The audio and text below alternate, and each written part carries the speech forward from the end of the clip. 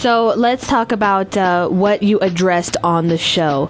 Did you have to go back to like maybe some childhood issues? Because obviously this started very early in your life. I assume, well, for me, some problems. It was an issue of being held hostage at home by a very abusive stepfather, and terrible things happening within that home to me and my brother. I might say it wasn't just me; it was my brother as well. And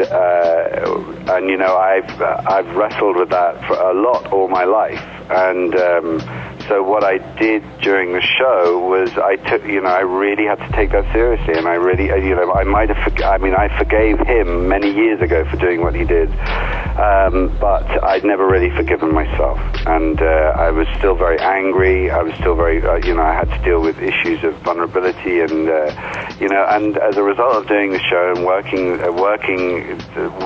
with the sex therapists there, who were amazing, by the way, Jill Vermeer, who's just the most amazing sex therapist. By working with her, I managed to deal not just with the sex issues, but with anger issues, because rage comes a lot with the shame of early trauma. And so by dealing with those things, I'm managing to live a life and be present right now. And in the first episode, I talk about he says, what do you want? Do you want a relationship? And, a relationship now seems like a possibility. Before, it seemed like a huge mountain to climb, because all I wanted to be was present. Now I'm present, and and that is a gift for somebody like me who'd never been present in their own lives. Wow, that's pretty amazing. I'm glad you're present, Duncan Roy. Well, I get to do your show. Let's talk about the legal problems that you ensued because of your, I assume, addiction to sex. Was it because of sex that you served 10 months in prison? Oh, no. What was that? That was 22 years ago. Oh, that was a while back. Okay. What happened was I ran away from home because of all this stuff when I was 16. I got out of the house as soon as I could. And I ran away to Paris, and what I did was I just did not want my childhood, so I totally reinvented myself as this other guy who did not have a awful childhood, but had a fabulous childhood, and that grew and grew and grew, that lie, until it became totally untenable, and I was using my credit card to maintain this lie. And what happened was that one day I just got arrested for not paying my credit card bills, because in England, you don't get a bad credit report. You got carted off to prison for not paying your credit card bills in the early 80s, which is when this happened.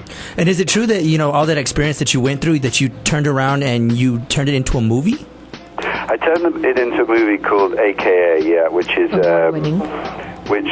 I got nominated for loads of awards, went to Sundance, opened loads of festivals. It did very, very well, and so that's the story of my early childhood life and going to Paris and pretending to be somebody else. And now, I think through adversity we have to be creative, and I've been creative with everything that's ever happened to me. And now I write a blog which is on DuncanRoy.com, and so I write and I try and turn all of my experiences into something that might be able to communicate with other people who've had similar experiences. Wow. I feel like I could talk to you forever, but I know we're on a limited schedule. The show is Sex Rehab with Dr. Drew. You guys can catch it on Sunday evenings on VH1. I look forward to seeing you. It's already been started since the 1st.